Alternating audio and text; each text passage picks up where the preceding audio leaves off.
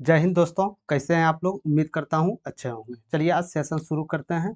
11 जून को जो exam NTPC में पूछे गए थे पीवाईक्यू क्वेश्चंस, सेकेंड शिफ्ट और थर्ड शिफ्ट दोनों क्वेश्चन चुन के लेके आया हूँ, जो कि आगामी आने वाले भर्ती 12th लेवल एनटीपीसी जो भी हो या आरआरबी द्वारा कंडक्ट करवाने वाले एग्जाम, चाहे ग्रुप डी हो या एलपी, सब में पूछे जाने की 110% संभावना है। इसीलिए आप लोग सेशन से जुड़िए। यदि आप लोग न्यू हैं तो चैनल को सब्सक्राइब जरूर कर लीजिएगा, और यदि चैनल सब्सक्राइब आप लोग कर लिए गए हैं तो लाइक कर दीजिएगा और शेयर जरूर कीजिएगा, जो कि बच्चा न्यू बच्चे तक पहुंच जाए। ठीक है, चलते हैं बिना कुछ लेट किए सेशन की ओर। ठीक, ध्यान रखिएगा इस बात को, जिस युद्ध को आप लड़ना होता है दोस्त, उसकी चर्चा न करना युद्ध का पहला नियम है। इसीलिए आप लोग जो आप लोग का लक्ष्य है, बिना कुछ चर्चा किए उस लक्ष्य में आप भिड़ जाइए, वो लक्ष्य आप लोग को प्राप्ति हो जाएगा। ठीक है, चलते हैं फर्स्ट क्वेश्चन की ओर।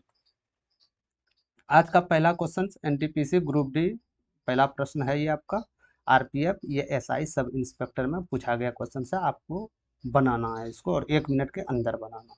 ठीक है, तो आप लोग वीडियो रोक के बना भी सकते हैं। हम इसको स्टार्ट करते हैं। ठीक है, 3 है, +7 +11 +15, इस तरह डॉट डॉट डॉट करते करते और भी संख्याएं होगा। इसका 80 पदों तक का योग कितना होगा ये आपको बताना।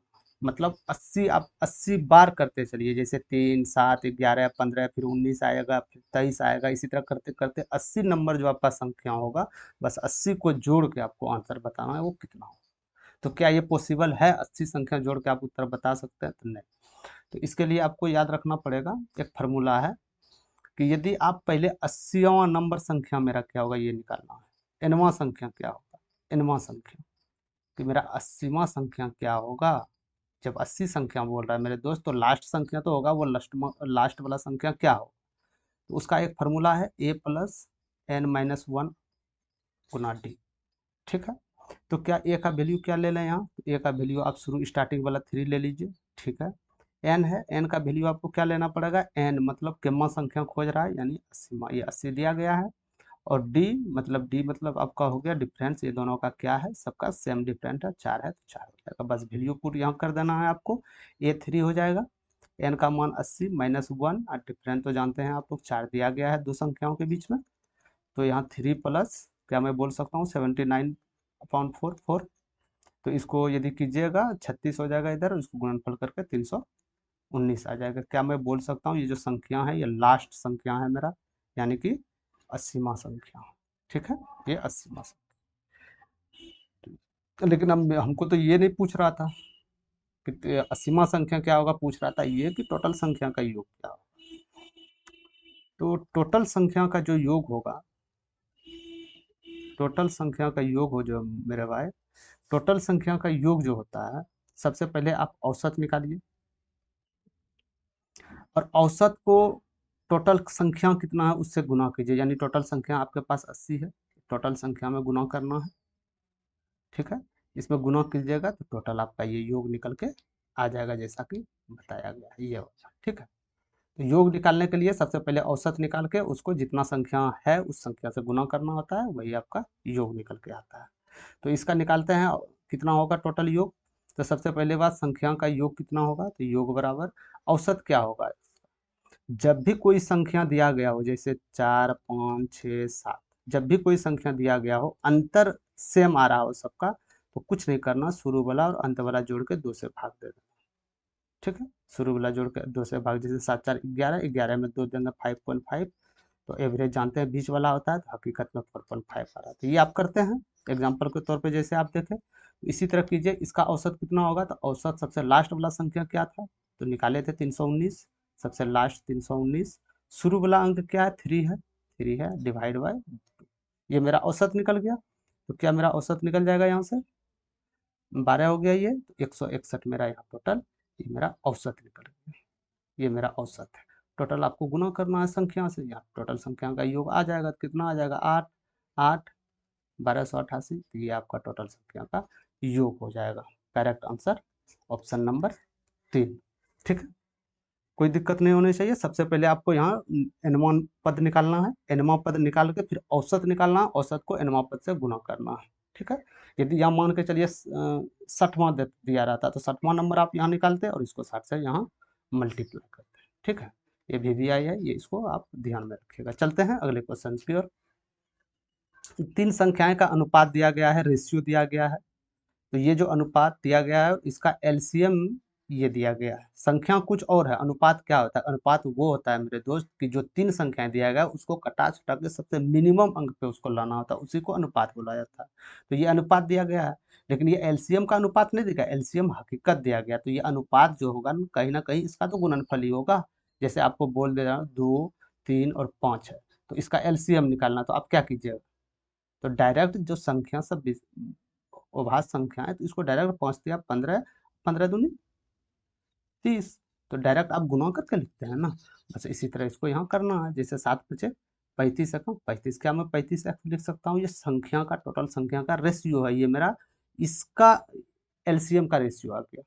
समझ गए? एलसीएम का रेशियो आया इतना, लेकिन हकीकत में एलसीएम दिया गया है आपके पास इतना। तो क्या मैं बोल सकता हूँ एक्स का वैल्यू, इसको 7 से यहाँ से खत्म कर दीजिए, तो ये 085 आ जाएगा 1085, ठीक है। और 5 से यदि करते हैं तो ये 217 करीबन आ जाएगा। तो एक्स बराबर हम 217 रखते हैं। तो क्या खोज रहा है आपके पास? तो एचसीएफ क्या होगा? तो एचसीएफ क्या होता है?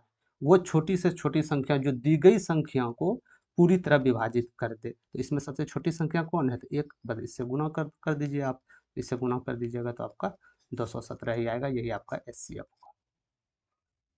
ठीक है, कहीं कोई दिक्कत नहीं। चलते हैं अगले क्वेश्चन की ओर।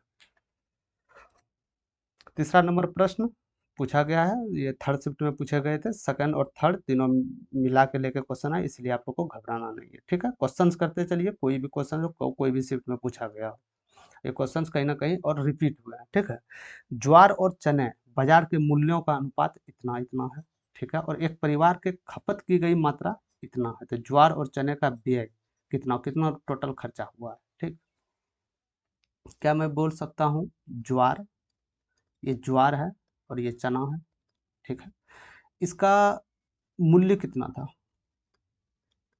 मूल्यों का अनुपात 2:5 था, ये बात मानते हैं आप?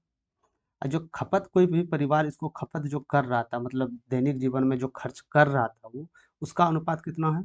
47 है ना, उसका अनुपात 47 है। तो टोटल कितना खर्च किया होगा वो? मान के चलिए ज्वार 2 रुपया है, चना 5 रुपया है, ये 4 kg खर्चा के यूज किए, ये 7 kg यूज किए, तो कितना रुपया टोटल उसका व्यय का अनुपात क्या होगा? तो कहीं ना कहीं आप बोलिएगा ना, गुना करें 4 रुपया, मान के चलिए 4 रुपया केजी आपका आलू दे रहा है, आपको पूछ दे 4 किलो आलू आप खपत किए, तो बोलिएगा ना 8 रुपया मेरा गया। 2 रुपया किलो आलू दे रहा है, 4 किलो आप खपत किए, तो 8 किलो तो खपत किया, आपका व्यय तो 8 रुपया देना पड़ा। तो इसी तरह यहाँ 35 रुपया देना पड़ा, यही तो मेरा व्यय का रेशियो आया, जितना हम व्यय किए, मेरा व्यय का रेशियो आया या नहीं? तो यही मेरा व्यय का रेशियो 8:8:35, तो 8/35 आपका आंसर हो जाएगा। ठीक है, मूल्य दिया हुआ था, यूज आप कितना कर रहे हैं दिया गया था, कितना दाम लगा है, बस सिर्फ मल्टीप्लाई करना था, बाकी बात आ जाता आपका आंसर। चलते हैं नेक्स्ट क्वेश्चन में। अनुपात में दिया गया 6:42 है, ये समानुपाती 7.6 है, और ये अनुपात x है, इसी तरह x यहाँ वैल्यू दिया गया है। तो x और y का आपको अनुपात बताना है, x y का क्या होगा। सबसे पहले हम x का वैल्यू निकाल लेते हैं। तो x वैल्यू निकालने के लिए ये मेरा रेशियो में है, तो क्या मैं इसको 6/42 लिख देता हूँ, बात बराबर है। ठीक है, समानुपात बराबर कर देता हूँ, समानुपात मतलब बराबर 7.6, इसको x का वैल्यू लिख देता हूँ। ठीक है, क्या ये 7 बार में जा रहा है? जी जा रहा है, तो x बराबर क्या हो जाएगा?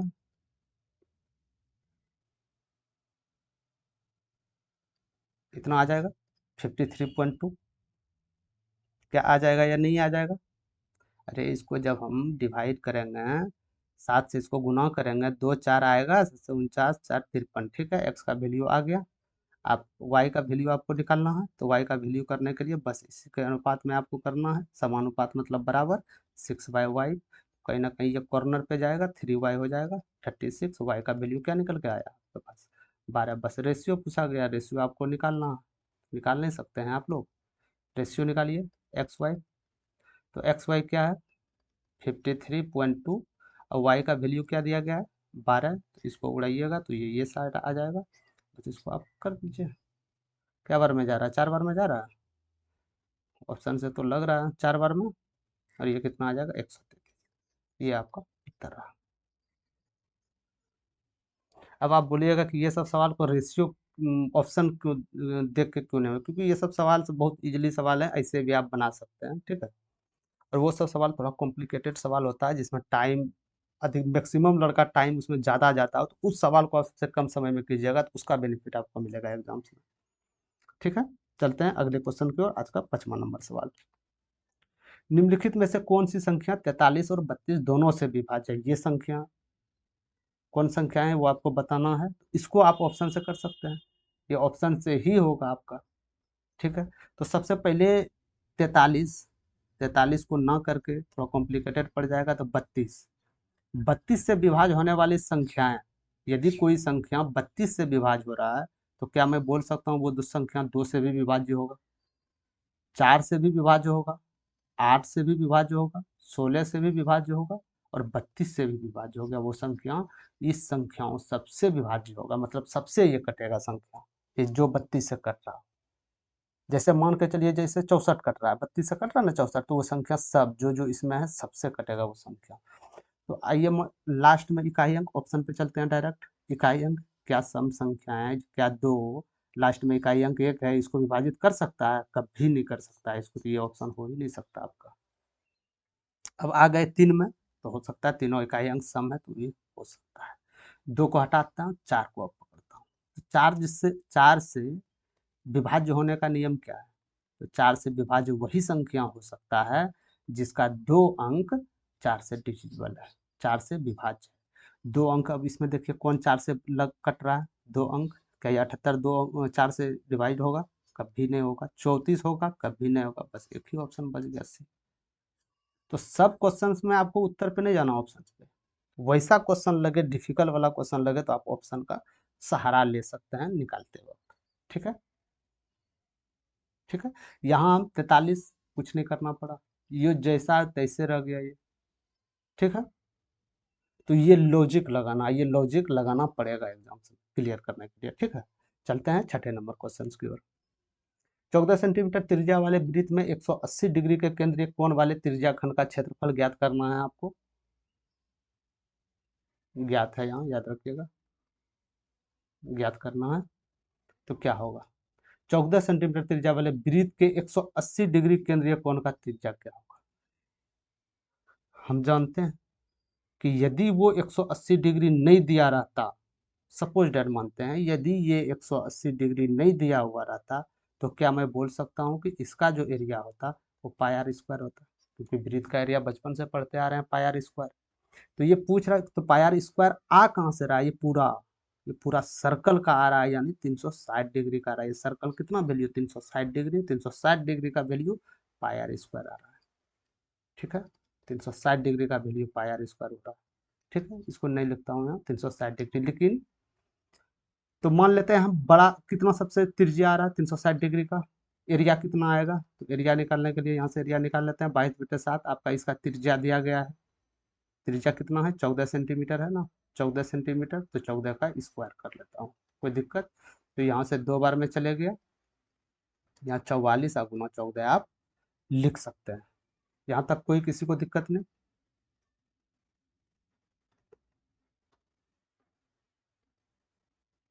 क्या ये संख्या आएगा?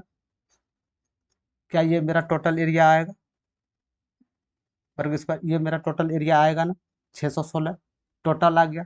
तो टोटल कब आया? जब हम 360 डिग्री का निकाले थे। लेकिन हमको चाहिए कितना? हमको चाहिए ये वृत्त का आधा हिस्सा ही चाहिए, आधा हिस्सा हमको नहीं चाहिए। तो आधा हिस्सा निकालने के लिए 2 से डिवाइड नहीं कर सकते हैं आप?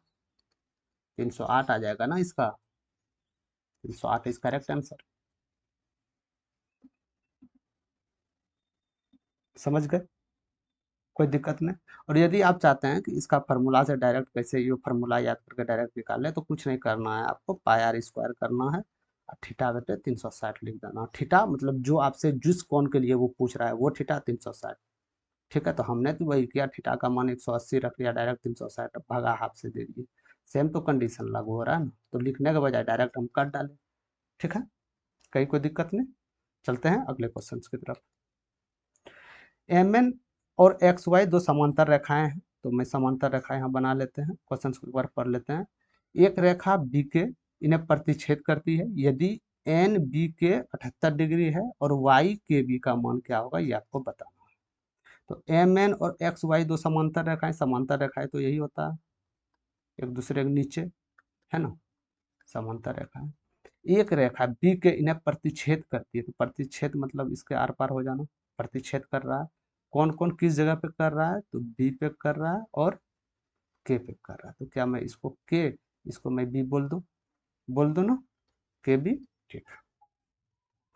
यदि एन बी के 78 डिग्री है, एन एन बी, ये बी है आपका, और के ये आपका सीधा पोजीशन आ गया। यदि ये डिग्री आपके पास दिया गया है 78 डिग्री है, ठीक है, तो y के भी क्या होगा, तो y के और b यानी ये डिग्री क्या होगा, ये कोण क्या होगा आपको बताना हो, ठीक है। जब एक सीधी रेखा में कोई भी रेखा, जब वो सीधी रेखा होती है मेरा भाई, तो ये डिग्री कोण जो निर्माण करती है ये 180 डिग्री का करती है। यह बात मानते हैं आपके लिए, 180 डिग्री। तो कहीं ना कहीं ये जो पूरा वाला रेखा है ये तो 180 डिग्री होना चाहिए ये वाला, लेकिन है इसमें 78, यानी कि कोण एम बी के का मान यदि हम 180 में 78 माइनस कर दे तो क्या मेरा ये मान निकल जाएगा, अरे निकल जाएगा ना, ये मान निकलेगा, कितना निकलेगा, 120 डिग्री आ जाएगा। क्या मैं बोल सकता हूँ कि ये वाला डिग्री जो होगा 102 डिग्री होगा, माफ कीजिएगा 102 डिग्री। तो ये दोनों मिलकर 180 डिग्री, दोनों योग करेंगे 180 डिग्री निकल गया, ठीक है। तो कौन आपसे पूछा क्या जा रहा है, वाई के भी क्या होगा, तो वाई के भी क्या होगा, ये कौन क्या होगा। तो हम जानते हैं कि जब एक तिर्यक रेखा दो समांतर रेखाओं को प्रतिच्छेद करती है तो उसके संगत भुजाएं, मतलब ये कॉर्नर, ये संगत भुजाएं कौन हमेशा बराबर होती है। यानी ये जब 102 डिग्री है तो ये कोण मेरा भी 102 डिग्री होगा, क्योंकि ये मेरा संगत भुजा है। ये 78 है तो ये भी मेरा 78, समझ गए, कहीं कोई दिक्कत नहीं, बस यही पूछा जा रहा है। सिर्फ इसमें ये याद रखना था, जब एक तिर्यक रेखा जब कोई समांतर रेखाओं को प्रतिच्छेद कर रही है या आपस में उसको काट रही है तो संगत कोण जो होगा, संगत कोण हमेशा बराबर, मान गए। इसका संगत कोण कोण एम बी के बराबर जो हो जाएगा, कोण के बी एम के बराबर हो जाएगा, सॉरी के बी एम नहीं, इसका संगत कोण तो कोण वाई के बी के बराबर हो जाएगा, समझ गए। तो बस यही पूछा था, संगत भुजा 180 में करके बस इसको ये करना था, ठीक है। तो 102 डिग्री आपका करेक्ट आंसर हो जाएगा। चलते हैं अगले क्वेश्चन की ओर। दिया गया है 146 पे पावर, इसका x का वैल्यू है, y का वैल्यू भी दिया गया है आपके पास, और x पे पावर z y, z का मान आपसे पूछा जा रहा है, z का मान क्या होगा, तो आप बता दीजिए z का मान क्या होगा। x पे पावर z वैल्यू जो पूछ रहा है, x पे पावर z बराबर y पे पावर 7 है, ये इसका कहने का मतलब है। z हमको निकालना है क्या होगा, तो x का वैल्यू क्या है, तो x बराबर दिया गया है 146 पे पावर 0.93 दिया गया है, अरे दिया गया है ना, तो क्या हम इस पे z मान लें, क्या कि x का वैल्यू पे स्क्वायर पे पावर z है, तो ये ऑलरेडी ये संख्याएं है मेरे पास, z ये यहाँ चले आए, इसका वैल्यू y का वैल्यू क्या दिया गया है 146, y वैल्यू 146 पे पावर 0.22, ठीक है। लेकिन ये y पे पावर क्या क्या 7 है, स्क्वायर 7, ठीक है। बस क्या करते हैं, जब कोई स्क्वायर में ब्रैकेट पे पावर स्क्वायर हो तो ये दोनों को गुना करते हैं, ये दोनों को गुना करते हैं, यदि ब्रैकेट नहीं रहता तब इसका वर्ग करते हैं, ठीक है। ब्रैकेट है, गुना कराएंगे। तो क्या मैं इसको लिख सकता हूँ 186 0.93 z बराबर 146 जीरो, सॉरी जीरो नहीं होगा, गुणनफल हो जाएगा ना, ये दोनों गुना हो जाएगा तो 1.54 हो जाएगा, ठीक है। ये संख्या हो जाएगा तो बेस समान है तो पावर को बराबर कर देना, 0.93 z बराबर 1.54।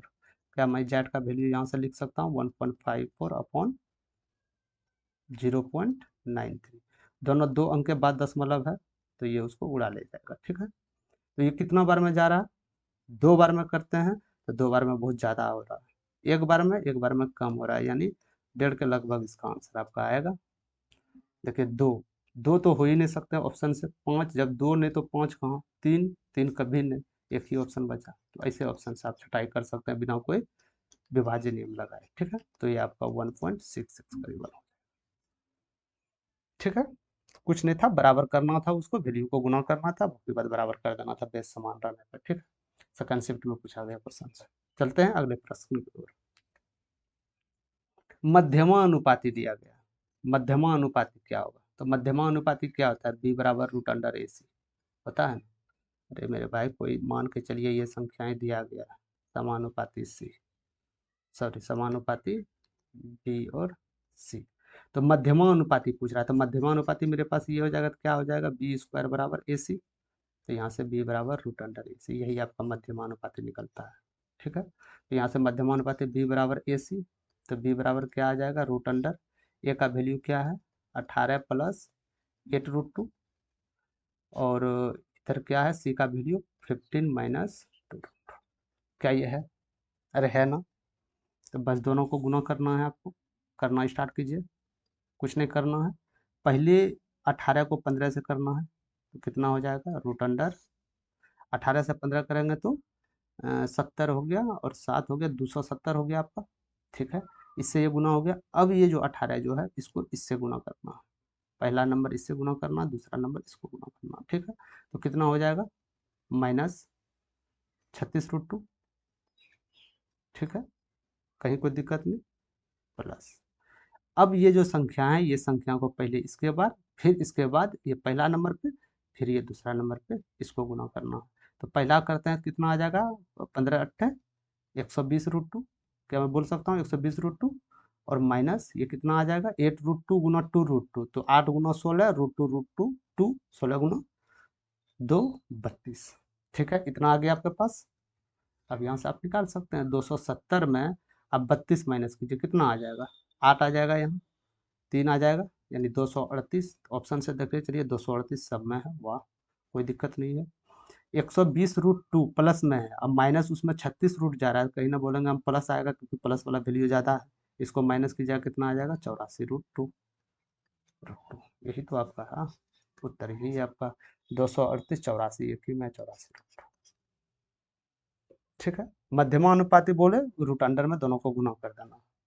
प्रथमा अनुपाती बोलेगा, ये यदि प्रथमा अनुपाती बोलेगा तो जो संख्या दिया रहेगा उसका वर्ग करके जो पहला वाला संख्या रहेगा उससे भाग देना। ठीक है, जो जैसे कि मैंने यहाँ बताया आपको, इससे आप कर सकते हैं। प्रथमानुपाती ए बराबर पूछ देगा तो ये दोनों को गुना करके रूट अंडर सी हो जाएगा। प्रथमानुपाती या तृतीय अनुपाती पूछ देगा तो सी बराबर बीच वाले का स्क्वायर कर देना और शुरू से भाग दे देना प्रथमा से। ठीक है, चलते हैं अगले क्वेश्चन की ओर। एक त्रिभुज का क्षेत्रफल ज्ञात कीजिए जिसकी भुजाएं 8 सेंटीमीटर, 9 सेंटीमीटर और 13 सेंटीमीटर है। तो यहाँ आपको हीरोज फार्मूला लगाना है। तो हीरोज फार्मूला क्या कहता है कि ए प्लस बी प्लस सी को डिवाइड 2 से कर दें तो ये मेरा एक्स का निर्माण करता है। तो क्या मैं बोल दूं, एस बराबर वैल्यू क्या हो जाएगा, तो 9 8 17 और 17 13 30, 30 में 2 जगह तो 15। एस का वैल्यू 15 आ गया। तो इसका एक फार्मूला होता है, हीरोज फार्मूला जो होता है, root under s s minus a into s minus b into s minus c. ये फार्मूला पढ़े होंगे त्रिभुज का। ठीक है, तो एस का वैल्यू यहाँ पे कोडित करता हूँ, एस का वैल्यू 15 है। ठीक है, गुणा कर देता हूँ, ब्रैकेट है ना। तो एस माइनस ए का वैल्यू, इसको ए मानते हैं, इसको बी मानते हैं, इसको सी मानते हैं। तो ए का वैल्यू क्या आपके पास दिया गया है, तो ए का वैल्यू 8 है ना, 8। तो 15 में 8 जाएगा, माइनस है, 15 में 8 जाएगा 7। ठीक है, एस माइनस बी, 15 में बी का वैल्यू 9 माइनस जाएगा 6। एस माइनस सी कितना होगा, 2। ठीक है, बस यहाँ से आप रूट अंडर करके इसको निकाल सकते हैं। तो कितना आ जाएगा, 12 180 गुना 7, यही होगा ना। तो क्या हो जाएगा, रूट अंडर 1260।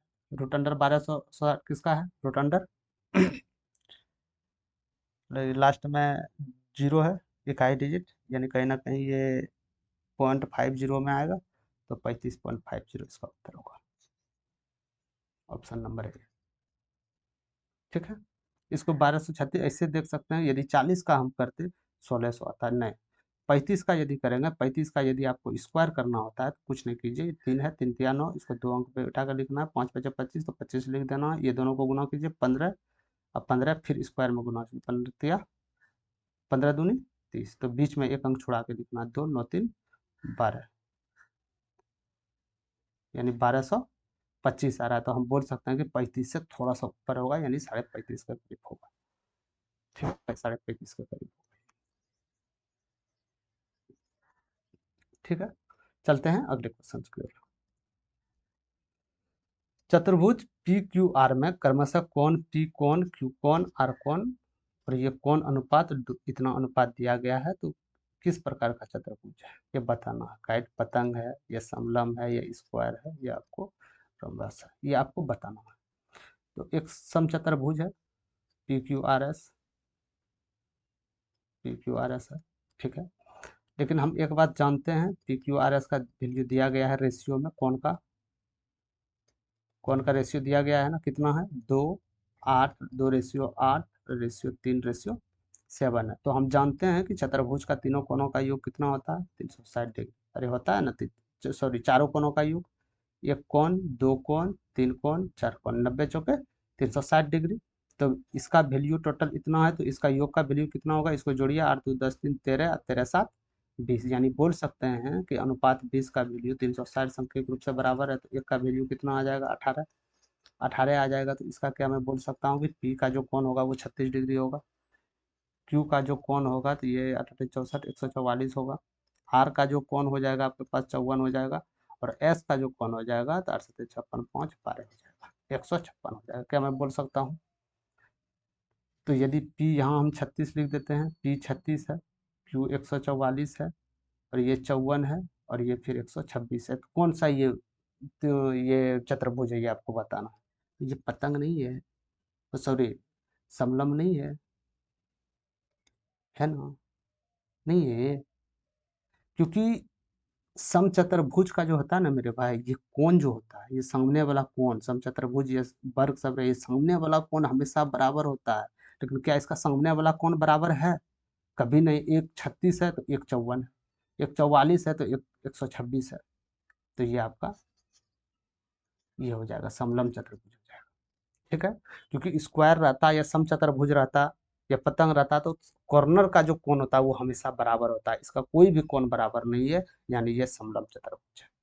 ठीक है, ये आपको याद रखना था। चलते हैं अगले क्वेश्चन की ओर। आज का 12 नंबर क्वेश्चन बनाइएगा आप लोग। एक खोखला गोलीय कोष है, इसका डेंसिटी दिया गया है 21 ग्राम पर सेंटीमीटर क्यूब। ठीक है, वाली धातु से बना है, इसका आंतरिक और बाहरी त्रिज्याएं 8 सेंटीमीटर और 9 सेंटीमीटर है। तो कोष का भार क्या होगा, ये आपको बताना है। कोष का भार क्या होगा केजी। तो यदि घनत्व मेरे पास दिया गया, यानी डेंसिटी दिया गया, डेंसिटी क्या होता है, मास अपॉन वॉल्यूम होता है ना, घनत्व बराबर द्रव्यमान बटे आयतन। तो डेंसिटी कितना दिया गया है, 21। हमको क्या चाहिए, मास चाहिए, तो कहीं ना कहीं हमको वॉल्यूम को रखना पड़ेगा। तो इसका वॉल्यूम यानी आयतन निकाल लेते हैं। तो दो गोलीय कोष हैं, त्रिज्याएं दोनों का अलग अलग है, तो हमको बीच वाले भाग को निकालना है। तो इसका गोले का आयतन क्या हो जाएगा, 4/3। पहले सबसे बड़े वाले त्रिज्या को मान लेता हूँ, 4/3 पाई, बड़ा त्रिज्या को आर क्यू लिख देता हूँ। छोटे वाला क्या होगा, 4/3 पाई, छोटे वाले का आर क्यू, ये माइनस हो जाएगा, होगा ना। बीच वाला यदि हमको निकालना है, यदि उसका वॉल्यूम निकालना है, तो ये माइनस करना होगा, क्योंकि त्रिज्याएं अलग अलग दिया गया है। ठीक है, तो 4/3 यहाँ से कॉमन ले लेते हैं, 4/3 पाई कॉमन ले लेते हैं, तो बड़ी आर क्यू और माइनस छोटी आर क्यू हो जाएगा। तो 4/3 यहाँ से 22/7 कर देते हैं, आर क्यू, यानी कि बड़ी का 9 क्यू करना है आपको, ये बड़ी का करना है ना 9 क्यू। तो बड़ी का 9 क्यू कर दीजिए, कितना आ जाएगा, 972, सॉरी 729 आएगा, माफ कीजिएगा, 729। 9 का क्यूब करना 729, और 8 का क्यूब करेंगे तो आपके पास क्या निकल के आएगा, 512। बस इसको अंतर कर देना है आपको, 4/3 अपॉन 22/7, अब गुना, यदि आप इसको अंतर करने जाइएगा तो 7 हो जाएगा, 1 हो जाएगा, 217 आ जाएगा। ठीक है, 217, 3 से इसको आप उड़वा सकते हैं, सत्य, नहीं नहीं 3 से नहीं 7 से जाएगा, माफ कीजिएगा, ये 3 से नहीं 7 से जाएगा।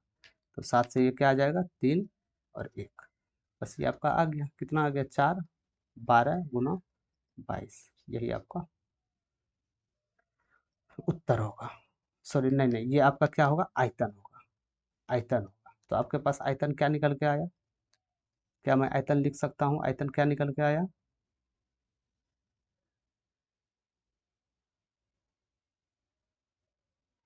4/3 यदि करेंगे हम, 3 और 3 2, लगभग 909 निकल के आया था, आएगा ना। इसको गुना कर लेते हैं, 154 दूनी 258, 248, अब फिर इसको 248 को 8 करना है तो 8, क्या मैं ये लिख सकता हूँ, इसको 3 से करेंगे, 3×9 = 27, 0 3×27.33 आएगा, लगभग हम इसको 909 मान लेता हूँ, ठीक है। 909, इसको 224 से गुना करना है, उसको डिवाइड बाई 3 करना है, ये 3 से बचा था, लगभग मैं मान लेता हूँ कि लगभग यहाँ 909 होगा, ये दशमलव में आ रहा है तो लगभग 909 हम मान लेते हैं, तो मैं डायरेक्ट यहाँ 909 लिख देता हूँ, ठीक है। लगभग में 909, लगभग में 909, ठीक। अब यहाँ डेंसिटी, ये मेरा क्या निकला, ये मेरा आयतन है, याद रखिएगा।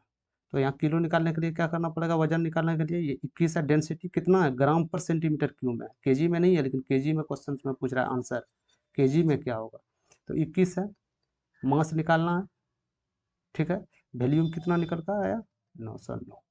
तो क्या यहाँ से मास निकल के आ जाएगा, यदि आप इसको गुना करते हैं तो कितना बार होगा, पहली बार तो 909 होगा, एक से, दो बार से तो इसका दुगुना हो जाएगा, यानी 18, और फिर इसका दुगुना 18, यानी 9809, ये हो जाएगा आपके पास कितना, 89, ये निकल के आएगा।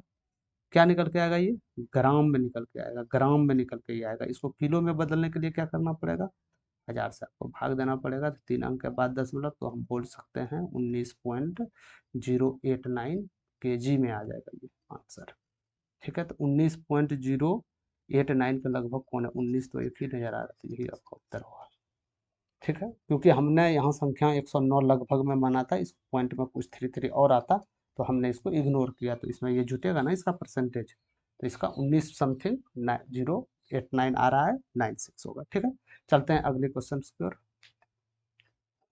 पाइप और ए बी एक खाली टंकी को 84 मिनट में और 36 मिनट में भर सकते हैं। पाइप ए और पाइप बी दोनों एक साथ खोल दिए जाते हैं, तो पाइप बी को कितने समय बाद बंद कर देना चाहिए ताकि खाली टंकी को 42 मिनट में पूरी तरह भर जाए। ए कितने मिनट में भर रहा है, 84 मिनट में, बी कितने मिनट लगा रहा है, 36 मिनट।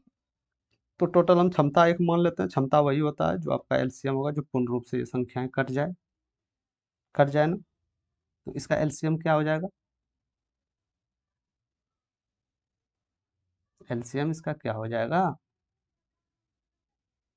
तो एलसीएम लेने के लिए सबसे पहले बड़ी संख्याएं को आप देखिए, बड़ी संख्याएं क्या छोटी संख्या में विभाजित हो रही है, नहीं, तो इसका दुगुना अब कीजिए, दुगुना करते हैं, 4 दूनी 8, 8 दूनी 16, क्या ये इससे विभाजित हो रहा है,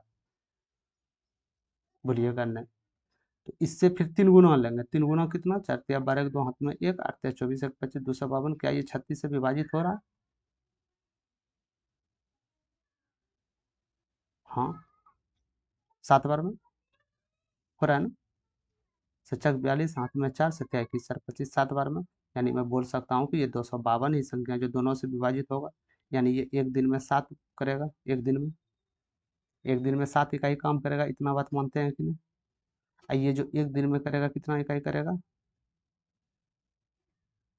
सॉरी माफ कीजिएगा, ये 7 इकाई करेगा ना, ये 7 इकाई करेगा एक दिन में, अरे एक दिन में 7 इकाई करेगा ना, 36 से डिवाइड करेंगे तो 7 बार में जाएगा ना, 84 ये कितने बार में, 3 बार में, यानी एक दिन में 3 इकाई करेगा, ठीक है।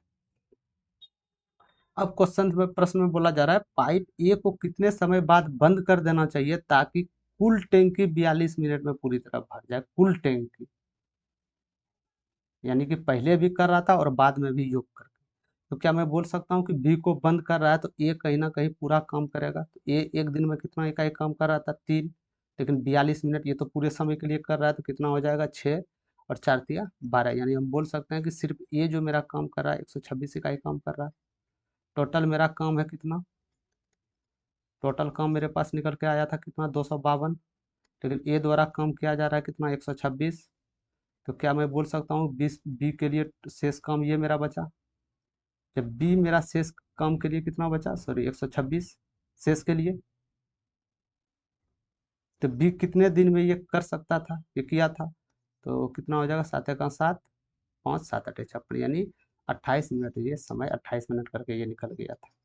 अरे ये जो 126 मेरा भाई, 126 जो लास्ट में शेष बचा, शेष कार्य, तो ये तो बी का कार्य है ना, ए का तो आप पूरे निकाल ही चुके हैं। एक दिन में ये कर रहा है तो 42 टोटल, 42 मिनट में भरा है, तो 42 मिनट में टोटल इतना काम तो कर लेंगे। ये तो खेला खत्म, जो शेष बचा तो बी किया होगा, तो बी को ये यही करके निकल गया अभी पहले ही। समझ में आ गया, तो ये बी द्वारा किया गया काम था आपका पहले कुछ दिन। ठीक है, 18 मिनट जो भर के निकला था, तो ये निकल के 126 ही वर्क भर के निकला था वो। तो इसको करने में 7 कितना दिन लगा है, एक दिन में 7 एक इकाई 7 इकाई कर रहा है एक दिन में, तो इतना काम करने के लिए 18 मिनट इसका लगेगा, तो 18 मिनट उत्तर आएगा। ठीक है, समझ गए। चलते हैं अगले प्रश्न की ओर। दो धनात्मक संख्याएं ये भिन्न है, दो धनात्मक संख्याएं इतना भिन्न है। ठीक है, जब बड़ी संख्या को छोटी संख्या से विभाजित किया जाता है तो भागफल 5 और शेषफल 178 प्राप्त होता है। तो दी गई संख्याओं में से बड़ी संख्या और एक ये संख्या का महत्तम समावर्तक यानी एचसीएफ क्या होगा। दो संख्याएं के भिन्न, यानी दो संख्याओं का भिन्न मतलब अंतर जो है वो इतना है। क्या मैं बोल सकता हूँ कि बड़ी संख्या में छोटी संख्या का भिन्न मेरा ये निकल के आएगा 2858। जब भिन्न है एक दूसरे से बड़ा है तो माइनस करेंगे तो इतना आएगा। ठीक है, ये भी बोला जा रहा है कि जब बड़ी संख्या को छोटी संख्या से भाग दिया, बड़ी संख्या को x माने, जब बड़ी संख्या को छोटी संख्या से भाग दिया जाता है तो भागफल 5 और शेषफल जो होता है इसका प्राप्त 178। तो क्या मैं x का वैल्यू यहाँ से निकल जाएगा, भाज्य का वैल्यू निकल जाएगा, तो भाज्य बराबर क्या होता है, भागफल को इसमें गुना कीजिए यानी 5y और शेष को 8 कर दीजिए, ये मेरा ये निकल के चला आ गया भाज्य। ठीक है, तो क्या मैं x बराबर 5y प्लस 178 लिख सकता हूँ, ये मेरा बड़ी संख्या है। ठीक है, लिख सकते हैं। और x बराबर यहाँ से हम क्या लिख सकते हैं, 2858 प्लस y, ये लिख सकता हूँ। तो x का वैल्यू एक यहाँ निकल के ये आया, x का वैल्यू ये निकल के ये आया, तो कहीं ना कहीं सब कर सकते हैं। अरे भाई x का वैल्यू यहाँ 2 निकलेगा तो वहाँ भी 2 ही निकलेगा, वहाँ थोड़ी है कि 50 निकल जाएगा। x का वैल्यू दोनों जगह तो बराबर ही होगा, तो दोनों को यहाँ बराबर कर दीजिए, 2858 प्लस वाई यानी x बराबर x, इसको बराबर करना है, अब बराबर 5y प्लस 178। ठीक है, ये इधर चले आएगा, -4y हो जाएगा, ये इधर चले आएगा तो ये तो माइनस में आएगा, प्लस है तो उधर जाके माइनस होगा। अब माइनस होगा ना माइनस, अब माइनस कर देंगे तो कितना आएगा, तो 0 8 हो जाएगा ना, 0 8 6 2 इतना निकल के आया। माइनस माइनस गया, क्या y का वैल्यू निकल के आ रहा है, क्या y का वैल्यू निकल के आ रहा है 670। तो मेरा y क्या है, सबसे छोटी संख्या है, सबसे छोटी संख्याएं y है, तो x क्या हो जाएगा, x क्या हो जाएगा, तो यानी ये देखिए x माइनस वाई बराबर दिया गया था ना आपके पास इतना, तो x निकल के सॉरी यहाँ तो लिख ही दिए हैं, तो x बराबर क्या निकल के आएगा, तो 2858 में यदि y का वैल्यू जोड़ दें तो x निकल के आएगा, तो 2858 यहाँ दिया गया है, और प्लस x का वैल्यू कितना 670 दिया गया, इस वैल्यू को ऐड करना होगा आपको, कितना आएगा 7, ये 2, यानी हम बोल सकते हैं 3528 निकल के आ रहा है, 3528 निकल के आ रहा है x का वैल्यू। x का वैल्यू, x मेरा बड़ी संख्या है। ठीक है, तो क्या पूछा गया है आंसर आपसे कि बड़ी संख्या है, बड़ी संख्या क्या था आपके पास 35 और 28, और किसका पूछा गया है एंड 38 28 का आपका एचसीएफ इसका निकालना। बस ये एचसीएफ निकालना, यहाँ से हम बड़ी संख्या प्राप्त कर ली, अब ये छोटी संख्या ही है, यहाँ से एचसीएफ आपको निकालना, एचसीएफ क्या होगा, एचसीएफ वही संख्या होता है जो पूरी तरह विभाजित कर दे। तो पहले मैं देख लेता हूँ कि यहाँ 11 क्या, दोनों में कोई संख्या विभाजित 11 से हो रहा है, 33 2 कभी नहीं हो रहा है, 1 नहीं हो रहा है, तो दोनों नहीं होगा। क्या 12 से हो रहा है, तो 12 दूनी 24, ये हो जाएगा, 12 तेरह 36, 2 12 दिन 12 को 12 9 108, ये हो जाएगा। सुपरचैट के लिए इसको मैं कर लेता हूँ। ठीक है, 17 से 13 दूनी 34, नहीं 17 से नहीं हो रहा है, 13 से नहीं, 13 से नहीं हो रहा, बस एक ही संख्या आपके पास बचा 12 12, इसका करेक्ट आंसर ऑप्शन नंबर 3। ठीक है, यहाँ से धनात्मक कुछ करना था नहीं, यहाँ से भिन्न पूछा गया माइनस, तो यहाँ x का वैल्यू मैं मान निकाल लिया, यहाँ से ये भी बोल रहा है कि ये दोनों वैल्यू हम बराबर कर दिए, इसका और इसका दोनों वैल्यू बराबर करके यहाँ से y का मान मेरा निकल गया 670, y का मान निकल गया, तो x में हम सॉरी ये 2858 में यदि y का वैल्यू जोड़ते हैं तो x का मान निकल के आ गया, तो वही तो पूछ रहा है, बड़ी संख्या और एक एक्स्ट्रा संख्या ये दिया गया है, तो बड़ी संख्याओं को हम यहाँ 3528 ऐड कर लिए और 3828 इसका एचसीएफ हमेशा 12 होगा।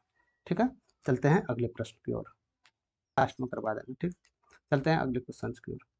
80% की छूट देने के बाद एक ओवन का मूल्य इतना रुपया है, यदि कोई छूट नहीं दी जाती तो दुकानदार को इतना रुपया का लाभ होता, तो ओवन का क्रय मूल्य क्या होगा वो आपको बताना है। ठीक है, ओवन का क्रय मूल्य क्या होगा। तो मैं मान लेता हूँ कि 80% छूट देने के बाद ओवन का मूल्य इतना आया, तो क्या मैं बोल सकता हूँ कि ये मेरा 20% का वैल्यू निकल के आया, ये मेरा 20% का वैल्यू है। जब हम मान लेते हैं 100%, हम मान लिए कि 100 मेरा ये अंकित मूल्य है। ठीक है, हम 100 मान लिए ये मेरा अंकित मूल्य है, इस पे हम 80% डिस्काउंट दे दिए, तो कहीं ना कहीं 20% तो मेरे पास बचा है, तो 20% का वैल्यू तो ये दिया गया है, यानी छूट देने के बाद जो मेरा होता है वही तो विक्रय मूल्य होता है ना। क्या मेरा छोड़ देने के बाद ये मेरा आ गया, तो यदि 100% निकाल लो तो ये मेरा अंकित मूल्य निकल जाएगा, क्योंकि अंकित मूल्य को हम 100 माने हैं। तो इसको 5 से ये चला जाएगा, इसको गुना कर दीजिए,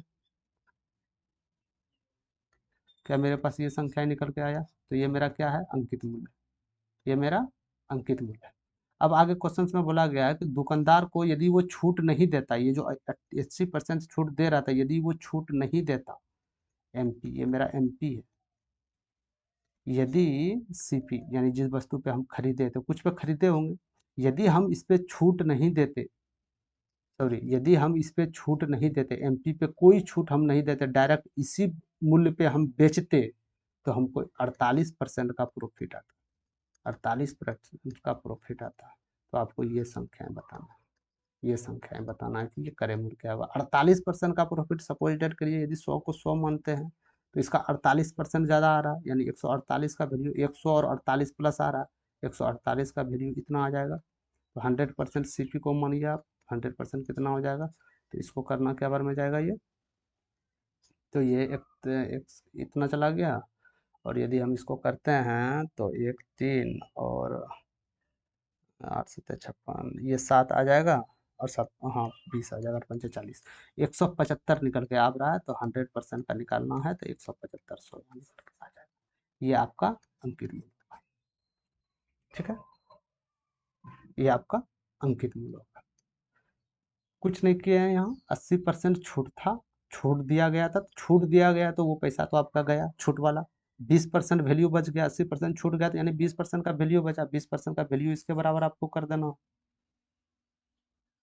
अब 20% छूट जो आप 80% जो छूट दे रहे हैं आप, हम तो उसको 80 माने थे, 100 माने थे अंकित मूल्य को, अंकित मूल्य को हम 100 माने, तब ये तो हम 80% छूट दिए, 20 का वैल्यू इतना किया, तो 100% निकालेंगे, यहाँ तो मेरा अंकित का मूल्य निकल जाएगा। बस सिर्फ कंडीशन दोहराना है यहाँ क्रय मूल्य और अंकित मूल्य के लिए।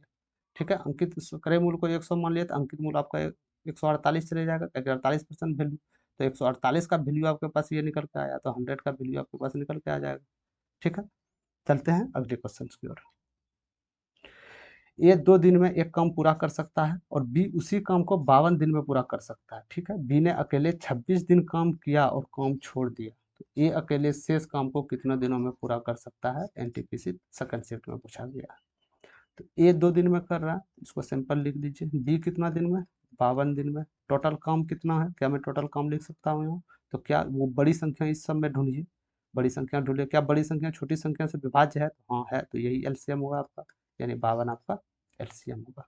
तो क्या मैं बोल सकता हूँ कि ये एक दिन में कितना इकाई काम कर रहा है, एक दिन में, तो ये 26 इकाई काम कर रहा है।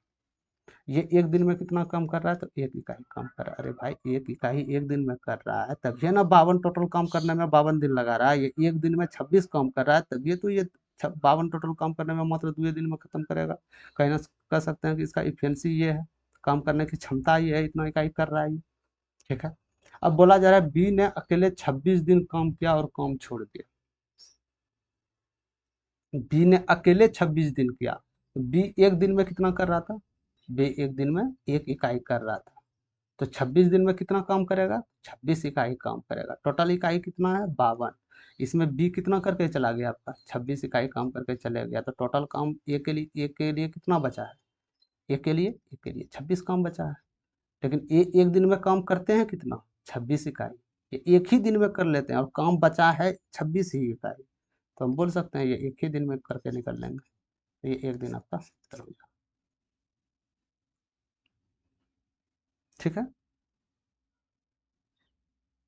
ठीक है, चलते हैं अगले प्रश्न की तरफ। दो क्रमागत धनात्मक पूर्णांकों दो क्रमागत धनात्मक पूर्णांकों का गुणनफल 960 है। यदि इन दो पूर्णांकों में से छोटा पूर्णांक x द्वारा दर्शाया गया है तो नीचे दिए गए विकल्पों में से कौन सा विकल्प x के मान को ज्ञात करने के लिए समीकरण में मेल खाता है, ये आपको बताना है। ठीक है, ये आपका ऑप्शन दिया गया है। तो दो क्रमागत संख्या, क्रमागत हम किसको बोलते हैं, जो लगातार में संख्या हो, जैसे जैसे कोई संख्या 15 है तो इसका अगला क्रमागत क्या होगा, 16 होगा। कोई संख्या 27 हो, उसका अगला क्या होगा, 28 होगा। मतलब क्रमागत मतलब लगातार उसकी अगली वाली संख्या। यदि हम सबसे पहले क्रमागत, तो छोटा क्रमागत, यदि अगली वाली संख्या होगा तो उससे कहीं ना कहीं एक बड़ा होगा क्रमागत में। तो छोटी संख्या को आप क्या माने, एक्स माने हैं। तो इसका अगला क्रमागत क्या होगा, तो एक्स प्लस वन तो होगा। यदि 15 था तभी न 16 होगा, तभी न 17, यही तो क्रमागत है मेरा। तो x प्लस ये हो गया, और इसका गुणनफल आपके पास दिया गया है कितना, 960 दिया गया है ना। तो अब इसको मान निकालना हो तो यदि हम इसको x से गुना करते हैं तो x square plus x equal to 960। तो एक्स स्क्वायर प्लस एक्स, ये बराबर इधर प्लस है तो इधर आके माइनस हो जाएगा, 960 इक्वल टू 0। तो यही मेरा संख्या निकल के आ जाएगा, x square plus x minus 60। X square minus ये नहीं, एक्स प्लस प्लस है ये नहीं होगा, x square plus x minus ये आपका उत्तर होगा, सी नंबर। ठीक है, कहीं कोई दिक्कत नहीं होना चाहिए। चलते हैं अगले प्रश्न की ओर। ये क्वेश्चन कीजिएगा आप लोग। निम्नलिखित में से कौन सा अनुपात सबसे बड़ा अनुपात है। ये आपके पास अनुपात दिया गया है, इसको मैं बटन लिख लेता हूँ, 86 37/64, 64 है ना, और कितना है 33/51/26/59। ठीक है, ये संख्याएं आपके पास दिया गया है। तो पूछा गया है इसमें बड़ी संख्याएं क्या है, वो बड़ी संख्याएं आपको निकालना। ठीक है ना, वो बड़ी संख्याएं आपको निकालना। तो ध्यान दीजिए एक एक ऑप्शन में, यदि ये हम 32 देख लेते हैं तो ये 86, इसका आधो करेंगे तो 42 होगा, आधा करेंगे तो 42 होगा, यानी कि ये संख्याएं 0.5 से भी नीचे है। तो ये संख्याएं जो होगा 0.5 से भी नीचे है। ठीक है, एक मान लिए, इसको मान लेते हैं तो ये 32 आता है, 32 से थोड़ा ऊपर है तो 0.5 से थोड़ा ऊपर होगा, ये थोड़ा ऊपर होगा। ठीक है, इसको मान लिए। यदि आप इसको मान लेते हैं तो ये क्या हो जाएगा, इसका गुना 32 होता है, यानी इसका आधा 25 हो जाएगा, 25 या 26 हो जाएगा, 25.5 हो जाएगा, लेकिन है 33, यानी हम बोल सकते हैं ये संख्या 0.6 के लगभग में है। ठीक है, इसको देख लेता हूँ तो 59 का आधा भी करते हैं हम, 24.5, ये संख्या इतना आ रहा है, यानी बोल सकता हूँ 0.5 से थोड़ा सा ऊपर होगा। एक ही आपका उत्तर है, जो कि ये आधा से भी ऊपर, काफ़ी ज़्यादा ऊपर है, तो वो संख्या है 33/51, ये आपका उत्तर हो जाएगा। समझ गए, ये आपका उत्तर हो जाएगा। आज का 20वां नंबर, लास्ट नंबर क्वेश्चन करते हैं। 20 नंबर क्वेश्चन। तो सबसे पहले इसमें आपको बोधमास का ये यूज करना पड़ेगा। बोधमास मतलब पहले ब्रैकेट, फिर ऑफ, फिर डिविजिबल, फिर मल्टीपल, ये सब काम करना होगा। तो पहले ब्रैकेट का काम क्रिया कर लेते हैं। तो ऑफ मतलब गुना होता है, 9 9 चले गया, 9/8। तो क्या मैं ये लिख सकता हूँ 4 गुना 9/8 है, ये मंझली ब्रैकेट आ गया, ये 34/डिवाइडेड हो गया। ठीक है, तो ये 4 दूनी 8 हो जाएगा। तो क्या मैं ये लिख सकता हूँ 34 भागा 9/2। तो ये 34 जाएगा, भाग है तो यहाँ गुना हो जाएगा, तो गुना होने के बाद पूर्णांक ऊपर चला जाता है, 2/9। तो क्या मैं ये लिख सकता हूँ 68/9, ये मेरा उत्तर हो गया। ठीक है, ऑप्शन नंबर ए। तो ये था आज क्लास दोस्त। और बाकी बात, ये क्लास अच्छा लगा हो, यदि उसको पीडीएफ आप लोग को चाहिए कि नहीं, टाइम उतना नहीं है पीडीएफ से डायरेक्ट करेंगे, तो आप टेलीग्राम चैनल पे ज्वाइन हो जाइए। वहाँ जाकर डेली मैं जितना भी टेस्ट लेता हूँ या कोई भी नोटिफिकेशन डालता हूँ, उसका पीडीएफ टेलीग्राम चैनल पे आपको मिल जाएगा। ये आप टेलीग्राम में जाकर सर्च भी कर सकते हैं, ये तो डिस्क्रिप्शन में लिंक देंगे, वहाँ जाके आप क्लिक करके डायरेक्ट टेलीग्राम चैनल से जुड़ सकते हैं पीडीएफ पाने के लिए। ठीक है, तो आज के लिए इतना ही। यदि सेशन पसंद आ गया हो तो शेयर जरूर कर दीजिएगा और लाइक भी कर दीजिएगा, और यदि आप लोग न्यू हैं तो चैनल को सब्सक्राइब कर लीजिएगा, ऐसे ही इंफॉर्मेटिव वीडियो या PYQ या कोई भी मैथ का टॉपिक हो उसके लिए। ठीक है, तो आज के लिए इतना ही। थैंक यू, धन्यवाद। और जो आपका 15 नंबर क्वेश्चन वो छूटा था वो कल उसको हम कवर कर लेंगे, उसके लिए आप घबराएं नहीं, उसमें डाटा चेंजिंग होगा। ठीक है, तो उसको मैं कवर कर लेता हूँ। अभी के लिए इतना ही। जय हिंद।